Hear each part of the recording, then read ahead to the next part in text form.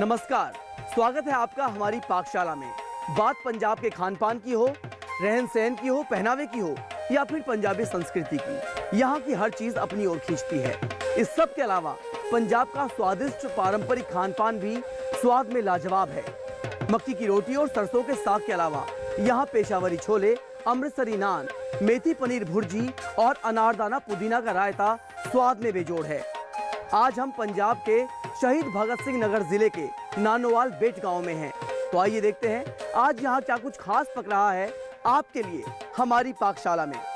चंडीगढ़ से करीब 60 किलोमीटर दूर पंजाब का एक जिला है शहीद भगत सिंह नगर, और यहाँ से करीब 10 किलोमीटर दूर एक गांव है नानोवाल बेट। इस गांव में अधिकतर किसान परिवार रहते हैं,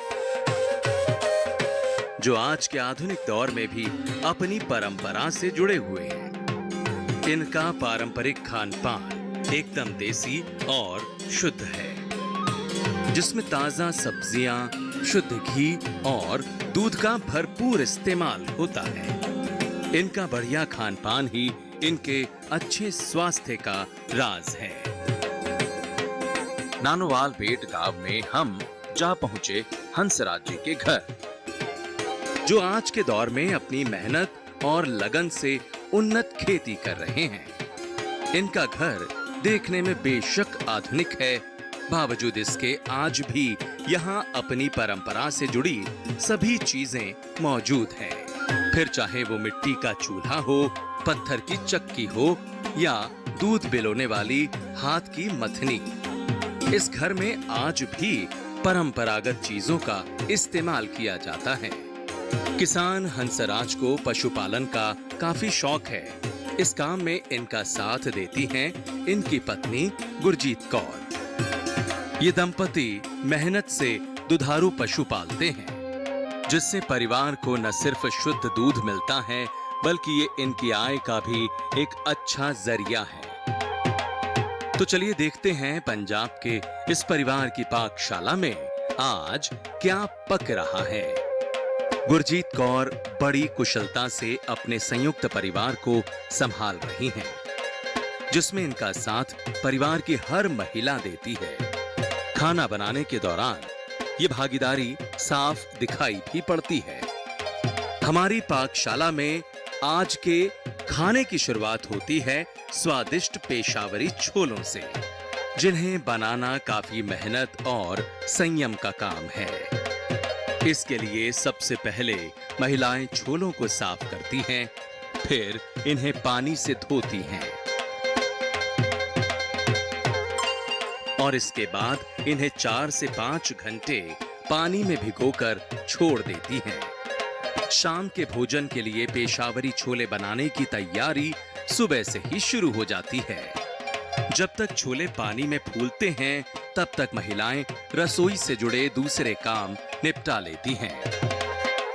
खैर, छोले फूल चुके हैं और अब बारी आती है इन्हें उबालने की। सबसे पहले इन्हें उबालने के लिए एक पतीले में इन्हें डाल दिया जाता है। इसी के साथ इसमें पर्याप्त मात्रा में पानी,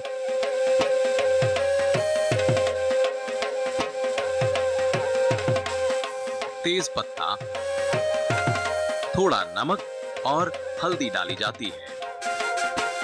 फिर ढककर मध्यम आंच पर इसे पकने के लिए छोड़ दिया जाता है।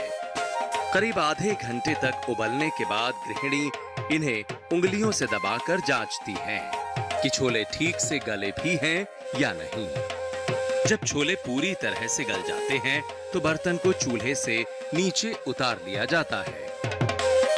इसके बाद बारी आती है इसमें तड़का लगाने की। यही कौशल तो पेशावरी छोलों में असली पारंपरिक स्वाद देता है। तड़का लगाने के लिए चूल्हे पर एक कढ़ाई में तेल चढ़ाया जाता है। तेल में सबसे पहले जीरा और बारीक कटा हुआ प्याज डाला जाता है।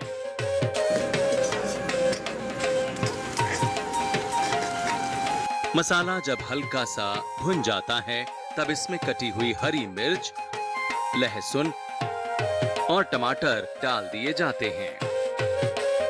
जब सारी सामग्री भुनकर सुनहरे रंग की हो जाती है, तब इसमें कुछ घरेलू पारंपरिक मसाले मिलाए जाते हैं, जैसे हल्दी, लाल मिर्च, पिसा धनिया, नमक और घर का कूटा हुआ छोला मसाला। ये मसाला ही तो असली स्वाद की पहचान है, क्योंकि इसमें लौंग, इलायची, काली मिर्च, अमचूर और अजवाइन जैसी कई चीजों का मिश्रण है। इससे न सिर्फ छोलों को ठेठ पेशावरी स्वाद मिलता है, बल्कि खुशबू भी लाजवाब आती है। जब सारे मसाले तेल में बढ़िया से भुन जाते हैं, तब बारी आती है इनमें उबले हुए छोले मिलाने की। इस दौरान जरूरत के हिसाब से छोलों में और पानी मिला दिया जाता है। फिर इन्हें करछी से चलाते हुए पकाया जाता है। काफी देर तक पकने के बाद छोले गाढ़े हो जाते हैं और इनमें मसालों की खुशबू महकने लगती है, जिसके बाद इन्हें चूल्हे से नीचे उतार लिया जाता है। पंजाब का पारंपरिक व्यंजन पेशावरी छोले भूख को कम करने के लिए और शरीर को शक्ति देने के लिए ये बहुत ही अच्छा डिश है। इसके अंदर छोले का इस्तेमाल होता है, जिससे कि डायबिटीज़ कंट्रोल होती है और इससे भूख भी कम होती है। मगर साथ साथ इससे कई तरह के बेनिफिट्स भी हैं, जैसे कि इसके अंदर अमाइनो एसिड है जो आपकी मसल्स के लिए बहुत ज़रूरी है। साथ ही साथ लो ग्लाइसेमिक इंडेक्स होने के कारण ये कई बीमारियों की रोकथाम भी करता है, जैसे ओबेसिटी है या जैसे डायबिटीज़ है। तो पंजाब में ये खास इसलिए खाया जाता है क्योंकि इससे शक्ति तो मिलती ही है, साथ में ये इसका सटाइटी वैल्यू बहुत हाई है। पंजाब के शुद्ध पेशावरी छोले बनकर तैयार हैं, लेकिन पंजाबियों की ये खूबी है कि ये खाना बड़े शौक से खाते हैं। जब तक थाली में कई सारे व्यंजन ना हो, तब तक पंजाबी थाली अधूरी सी लगती है। पेशावरी छोलों के साथ दाल बंजारा काफी लोकप्रिय है। दरअसल बंजारा दाल को साबुत काली उड़द, चना दाल और राजमा को एक साथ मिलाकर बनाया जाता है। इस दौरान खास बात यह है कि इनका अनुपात सही मात्रा में होना चाहिए, तभी दाल बंजारा का असली स्वाद मिल पाता है। मसलन चना दाल और राजमा की बराबर मात्रा होनी चाहिए और साबुत उड़द की मात्रा इनसे 2 गुनी होनी चाहिए। खाना बनाने के दौरान ये बारीकियां घर की बड़ी बुजुर्ग बताती हैं और गृहिणी के साथ मिलकर अपनी भागीदारी निभाती हैं, जैसे दाल बीनना, लहसुन छीलना और प्याज काटना। ये वो छोटे और जरूरी काम हैं जिनमें काफी समय भी लगता है। पंजाब की मशहूर दाल बंजारा का असल स्वाद लेने के लिए बारीकियों की सही जानकारी होना बेहद जरूरी है। इस स्वादिष्ट दाल को कैसे बनाया जाता है, कुछ ही देर में आपको दिखाएंगे।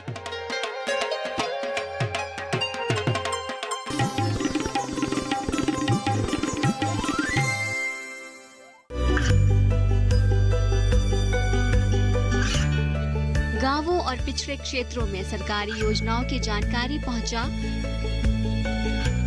देश में कौशल और क्षमता विकास कर ग्रामीणों को सामाजिक बदलाव और विकास से जोड़ने की दूरदर्शन किसान की पहल चौपाल चर्चा देखें सोमवार से शुक्रवार सुबह 9 बजे।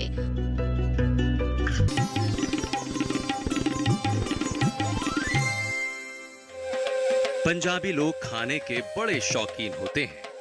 इनका हर व्यंजन आपको स्वाद के साथ साथ पोषण से भरपूर मिलेगा। फिर चाहे दाल हो या सब्जियां, पंजाब के लोग सेहत और स्वाद से समझौता नहीं करते। ये हर व्यंजन को उसके पारंपरिक तरीके से ही पकाते हैं और ऐसा करने से खाने का असली जायका बरकरार रहता है। पेशावरी छोलों की ही तरह दाल बंजारा को भी बनाने से पहले पानी में भिगोया जाता है, लेकिन इसे कई घंटों तक नहीं बल्कि 1 से 2 घंटे के लिए भिगो दिया जाता है। भिगोने से पहले इन्हें बीनकर और धोकर साफ करना होता है। करीब 1.5 से 2 घंटे पानी में भीगने के बाद जब दाल नरम हो जाती है, तब बारी आती है इसे पकाने की। ऐसा करने के लिए एक चौड़े मुंह के पतीले में दाल डालकर उसमें पानी, नमक और हल्दी मिलाकर आंच पर चढ़ा दिया जाता है।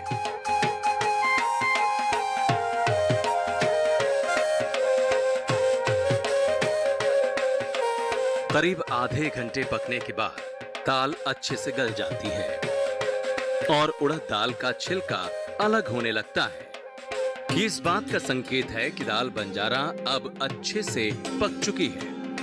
दाल को एक बेहतरीन स्वाद देने के लिए इसमें घर के पिसे हुए मसालों के साथ तड़का भी लगाया जाता है। तड़का लगाने के लिए महिलाएं प्याज, लहसुन, हरी मिर्च और टमाटर पहले से ही काट कर रख लेती हैं। तड़का लगाने के लिए तेल चढ़ा दिया जाता है। तेल गर्म होने पर सबसे पहले इसमें जीरा डाला जाता है। जीरा चटकने पर इसमें कटे हुए प्याज और टमाटर डाल दिए जाते हैं। जब टमाटर अच्छे से गल जाएं, तब इसमें कूटा हुआ धनिया, नमक और दरदरी पिसी लाल मिर्च डाल दी जाती है।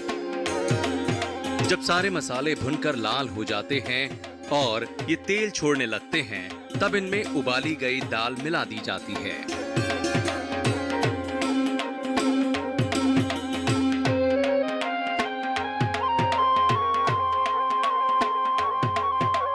तड़का लगाने के बाद करीब 10 मिनट तक इसे चलाते हुए पकाया जाता है। जब दाल की तरी गाढ़ी होने लगती है, तब इसे चूल्हे से उतार लिया जाता है। इस दौरान इसमें खुशबू और बेहतर स्वाद के लिए थोड़ा गरम मसाला भी डाल सकते हैं। पंजाबी रसोई में दूध और इससे बने उत्पादों का काफी महत्व है। छाछ, मक्खन और दही तो वैसे भी पंजाबियों की पसंदीदा चीजें हैं। इसके अलावा घी और पनीर जैसे खाद्य पदार्थों के लिए भी ये लोग बाजार पर निर्भर नहीं हैं। पंजाब के गांवों में आम तौर पर सभी परिवारों में इनकी खूब आपूर्ति रहती है। खाने में अक्सर कोई एक व्यंजन पनीर से जुड़ा होता है और वैसे भी मेथी पनीर भुर्जी तो पंजाबियों का खास व्यंजन है। भुर्जी को पारंपरिक तरीके से बनाना और इसे असली स्वाद देना गृहिणी के लिए बड़ा काम है। मेथी पनीर भुर्जी बनाने से पहले महिलाएं कुछ खास तैयारियां करती हैं, जैसे दूध से घर में ही पनीर तैयार करना, भुर्जी के लिए कच्ची सब्जियां काटना और इसमें तड़का लगाने के लिए मसाला तैयार करना। ये सभी काम जब सही ढंग से होते हैं, तभी मेथी पनीर भुर्जी का सही स्वाद मिलता है। भुर्जी के लिए मसाला बनाने से पहले महिलाएं प्याज, टमाटर, लहसुन और हरी मिर्च को काट लेती हैं। फिर कढ़ाई में सरसों के तेल में इन सभी चीजों को एक साथ मसालों के साथ भूनती हैं। मसालों में हल्दी, पिसी हुई लाल मिर्च, पिसा हुआ धनिया और घर का कुटा हुआ गरम मसाला शामिल है। जब सारी चीजें मसालों के साथ 50% तक भुन जाती हैं, तब इन्हें बर्तन में खाली कर लिया जाता है। इसके बाद बारी आती है इसमें तड़का लगाने की। ये काम किसी भी महिला के लिए एक हुनर से कम नहीं है, लेकिन पंजाबी महिलाओं के पास इन व्यंजनों को बनाने का खास अनुभव है। भुर्जी में तड़का लगाने के लिए चूल्हे पर कढ़ाई चढ़ा दी जाती है। कढ़ाई में तेल गर्म किया जाता है, फिर इसमें लच्छेदार कटा हुआ प्याज डाला जाता है। प्याज के हल्का भुन जाने पर इसमें कसूरी मेथी डाल दी जाती है। भुर्जी बनाने के लिए मेथी एक ऐसी खास सामग्री है जिस पर भुर्जी का स्वाद निर्भर करता है। जब मेथी प्याज के साथ भुन जाती है और खुशबू छोड़ने लगती है, तो कढ़ाई में पहले से ही तैयार मसाला डाल दिया जाता है। सारे मसालों को करीब 2 मिनट तक एक साथ पकाने के बाद इसमें पनीर डाल दिया जाता है। इस दौरान भुर्जी को लगातार करछी से चलाते रहना पड़ता है, ताकि सभी मसाले पनीर में अच्छी तरह से मिल जाएं। भुर्जी का सारा पानी अच्छे से सूख जाए और ये एकदम खुश्क और खिली खिली बने, इसे कुछ देर और चलाते हुए पकाया जाता है। भुर्जी बनाने के दौरान कुछ खास बातें ध्यान देने योग्य हैं, जैसे मेथी की मात्रा का सही माप। ऐसा ना होने पर भुर्जी का स्वाद बिगड़ सकता है और जरूरत से कम मात्रा भी इसके स्वाद को फीका कर सकती है। इसके अलावा पनीर जितना ताजा होगा, भुर्जी उतनी ही स्वादिष्ट बनेगी। और किसी भी व्यंजन में सबसे महत्वपूर्ण भूमिका निभाते हैं मसाले। मसालों की सही मात्रा और गुणवत्ता ही भोजन को उम्दा बनाती है। खैर, कढ़ाई का अतिरिक्त पानी सूख चुका है और भुर्जी भी एकदम खिली खिली नजर आ रही है। इसी के साथ गर्मा गर्म, खुशबूदार और लजीज पंजाब की मशहूर मेथी पनीर भुर्जी बनकर तैयार हो चुकी है। पंजाब की पारंपरिक सब्जी है मेथी पनीर की भुर्जी। इसके कई गुण हैं। इसके अंदर कसूरी मेथी पड़ती है और कसूरी मेथी से एक तो लिवर डिटॉक्सिफाई होता है, साथ में ये डायबिटीज़ को भी कंट्रोल करता है। पनीर के अपने कई गुण हैं, जैसे कि इसके अंदर कैल्शियम है, प्रोटीन है। प्रोटीन हमारी हड्डियों के लिए, हमारी मांसपेशियों के लिए बहुत ज़रूरी है और कैल्शियम भी हमारी हड्डियों के लिए बहुत ही ज़रूरी है। तो ये जो पोषक सब्ज़ी है, इसको खाने से हमारा स्वास्थ्य में विकास तो होता ही है, साथ ही ये बहुत ही पौष्टिक और स्वादिष्ट है। पंजाबी खाने में अनारदाना का खूब इस्तेमाल होता है। चटनी हो या रायता, अनारदाना से इन व्यंजनों को भरपूर स्वाद मिलता है। कैसे, जानने के लिए बने रहिए दूरदर्शन किसान के साथ।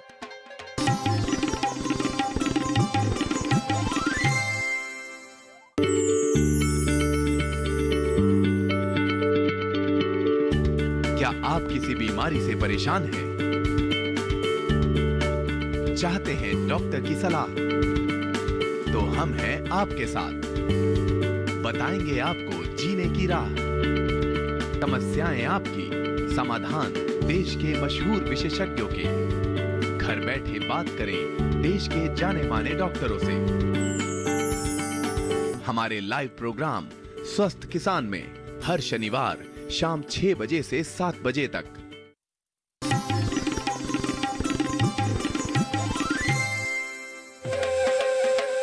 पंजाब और हिमाचल के कुछ हिस्सों में अनारदाने का इस्तेमाल व्यंजनों में काफी किया जाता है।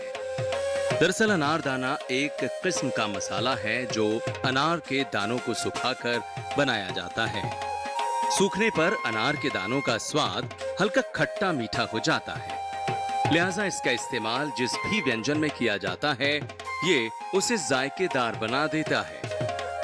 पंजाब में भी अनारदाने से चटनी और रायता बनाया जाता है। यही वजह है कि पंजाबी चटनी और रायता स्वाद में सबसे अलग और लजीज होते हैं। यूं तो देश के बाकी हिस्सों में भी चटनी और रायता बनते हैं, लेकिन पंजाब की बात ही निराली है। इस स्वाद का श्रेय काफी हद तक अनारदाने को ही जाता है। अब देखते हैं कि आखिर कैसे अनारदाने की चटपटी चटनी बनाई जाती है। चटनी बनाने के लिए पंजाबी महिलाएं आधुनिक यंत्रों का इस्तेमाल करने के बजाय पारंपरिक कुंडी सोटे का इस्तेमाल करती हैं। पत्थर की कुंडी में लकड़ी के सोटे से कूटकर जो चटनी बनाई जाती है, उसका स्वाद बेजोड़ है। सबसे पहले महिलाएं ओखली में हरा पुदीना डालती हैं और इसे बारीक होने तक कूटती हैं। फिर इसमें कटा हुआ प्याज डाला जाता है और इसे भी कूटा जाता है।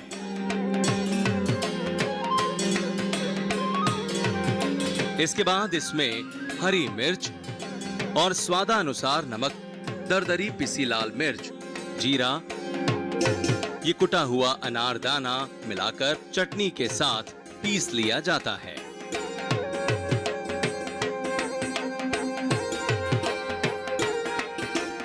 और फिर इसे कुंडी से निकालकर एक साफ बर्तन में रख लिया जाता है। पुदीने की खुशबू और अनारदाने का खट्टा मीठा स्वाद इस चटनी को खास बना देते हैं। साथ ही हरी मिर्च का हल्का तीखापन चटनी को एक अलग स्वाद देता है।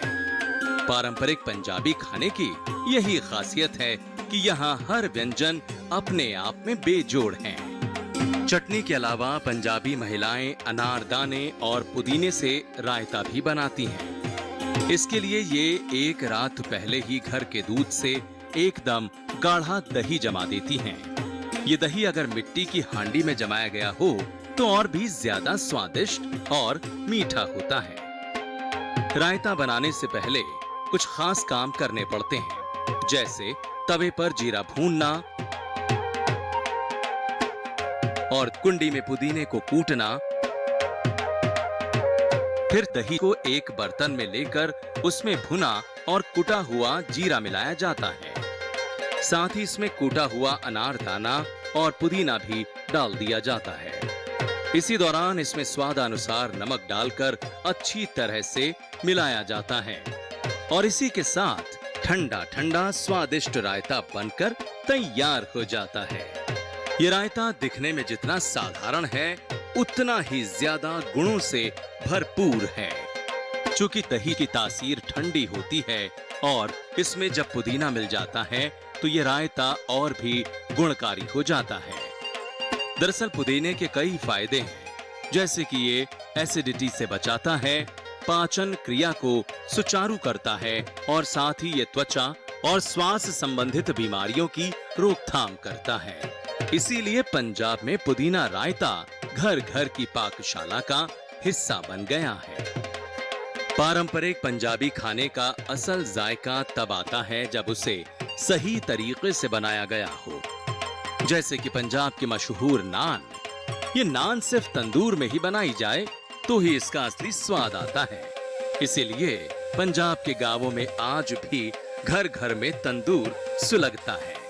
यहाँ की महिलाएं इसका इस्तेमाल करने में पारंगत हैं। नान बनाने से करीब घंटे भर पहले ही तंदूर को सुलगाकर छोड़ दिया जाता है ताकि तंदूर पूरी तरह से गर्म हो सके। इधर महिलाएं नान का आटा भी कुछ देर पहले ही गूंथ लेती हैं। ऐसा करने से नान बढ़िया बनती है। अब देखते हैं कि महिलाएं कैसे इस आटे को तैयार करती हैं। दरअसल पहले एक परात में मैदा लिया जाता है, फिर इसमें थोड़ा सोडा मिलाया जाता है। इसी दौरान इसमें पर्याप्त मात्रा में अजवाइन भी डाली जाती है। अजवाइन से नान को एक अलग स्वाद मिलता है और ये पाचक भी हो जाती है। आटे को गूंथने के लिए गुनगुने पानी का इस्तेमाल किया जाता है। महिलाएं इस पानी में थोड़ा सा घी भी डालती हैं, फिर इससे नान का आटा तैयार किया जाता है। जब आटा गूंथ कर तैयार हो जाता है, फिर इस पर घी मलकर इसे छोड़ दिया जाता है। इसी बीच महिलाएं नान के अंदर भरने के लिए सामग्री तैयार करती है। उबले हुए आलू को कसकर इसमें बारीक कटी हुई प्याज, हरी मिर्च और नमक डालती हैं। नान के स्वाद में चार चांद लगाने के लिए इस सामग्री में थोड़ा पनीर भी कसकर मिला दिया जाता है।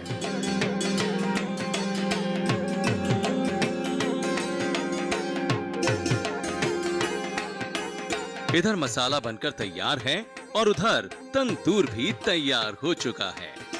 जब नान बनाने की बारी आती है तो घर की महिलाएं एक साथ मिलकर ये काम करती हैं। कोई आटे से लोइयां बनाती है तो कोई इनमें सामग्री भरती है, कोई हाथों से थेपकर रोटियां बनाती है तो कोई तंदूर का काम संभाल लेती है। नान बनाते वक्त इन्हें एक कपड़े की गद्दी की मदद से तंदूर के अंदर चिपका दिया जाता है। जब नान के ऊपर सुनहरे रंग की चित्तियां पड़ने लगे तो इन्हें एक लोहे की सलाई की मदद से तंदूर से बाहर निकाल लिया जाता है और साथ साथ घी या मक्खन लगाकर रख दिया जाता है। नान बनाना किसी कारीगरी से कम नहीं है, लेकिन यह परंपरागत हुनर पंजाब की महिलाओं को विरासत में मिला है। हमने आज अमृतसरी नान, आपने सुना होगा, पंजाब का बहुत फेमस है, तो हमने वो घर में बनाई आपके सामने। वैसे आपको जैसे कहीं ढाबे पे जाओ, कहीं होटल में जाओगे आपको मिलेगा, लेकिन पंजाब में घर में जो खाना बनता है, जो हमारा मतलब जैसे पहले से चला आ रहा जद्दी जैसे जो चल रहा है हमारे, हमने बचपन से देखा है हमारे घर में कैसे खाना बनता था, उसको देख के हम बड़े हुए, अब हम अपने बच्चों को आगे सिखा रहे हैं। जब सारा खाना बनकर तैयार हो जाता है तो सभी व्यंजनों को एक जगह पर रख लिया जाता है। गृहिणी थालियों में बड़े प्यार से एक एक व्यंजन परोसती हैं।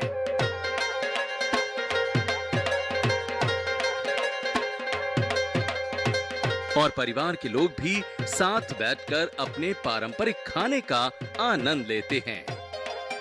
यूं मिलजुल कर रहना, साथ खाना पकाना और एक साथ बैठकर खाना ही तो हमारी भारतीय सभ्यता की पहचान है।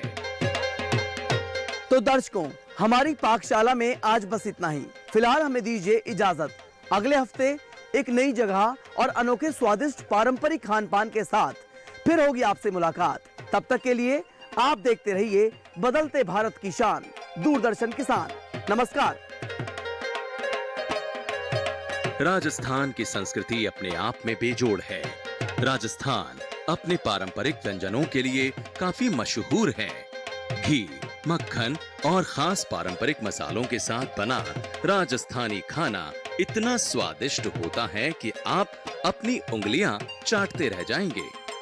अगले हफ्ते हमारी पाकशाला में लीजिए आनंद दाल बाटी चूरमा, लाल मिर्च लहसुन और काचरी की तीखी चटनी, बाजरे की रोटी, भजिया और दही के साथ मीठे गुलगुले का स्वाद।